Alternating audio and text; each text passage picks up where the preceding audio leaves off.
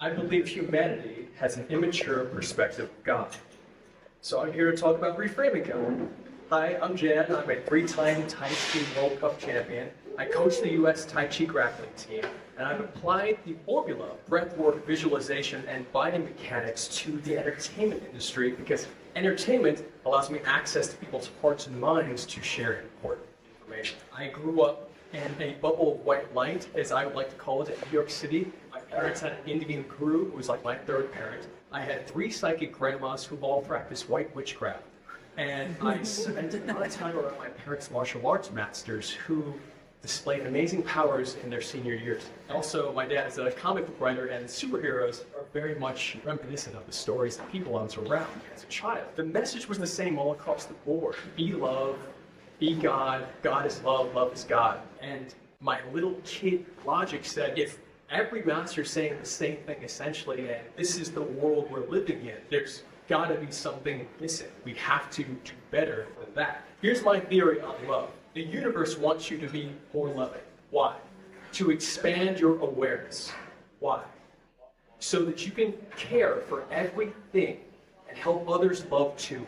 Why? Because if you don't, the universe will collapse more rapidly upon itself. Therefore, every universe requires beings to consistently expand their awareness, expand creation in the face of the inevitable contraction of the whole universe. There are stories about deities, ancient stories, that actually transcend the death of one universe and go to another one to plant the seeds of wisdom. And I want to do that for sure. So I have an exercise that I want to share with you guys that I believe is the first step to that. And we'll do that later, but first I want to give you some reference. So in Yogananda's autobiography, he speaks of a state in which one can see the birth of a universe from a single thought. And if a universe comes from a thought, that means that a thought has infrastructure. My family's guru would speak about the grace of God as a bank that you could make deposits and withdrawals from. That's super important because every thought is a bank. We can draw power from any idea to physical reality. Todd Harmon, in his book, The Alter Ego Effect, he talks about high performers, athletes, artists, CEOs, using characters as alter egos from which to draw power and permission to perform on a particular field of play.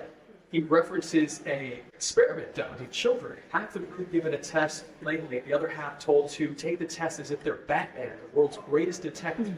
And the kids pretending to be Batman perform higher. So even fictional characters allow us to draw power into ourselves. I built a company, aka a thought I've deposited a lot into, called Real World, and we help people embody characters they wish to become. Built the first cinematic social network where every video you post is part of a movie or show we star in together as a community. And I've watched transformation happen over and over again in the real world. People use totems, some of them, like Martin Luther King, to draw in his alter ego, or Winston Churchill's hat, or Christian's cross.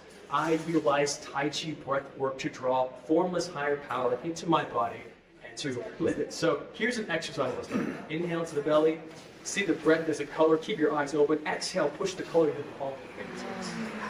Inhale into the belly, see the breath as a color. Exhale, push it about an inch or two beyond the palms and fingertips. By giving your breath color, you're giving your attention a vehicle, which gives you control. More control over the attention, you can program your attention with intent, which trains your willpower.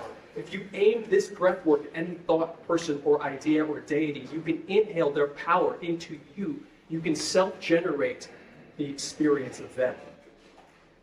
The implication, the greatest implication of thought as a bank is that it makes everything real. All the pantheons of gods and all the religions built around them that we argue about as human beings, they're all real, none more, none less. We can draw power from all of them because their unbreakable essence is thought. And we can embody any one of them and simply make a withdrawal from the bank. So perhaps if we all do that a little more consistently and expand our love, a few of us may survive the collapse of this universe. Thank you so much.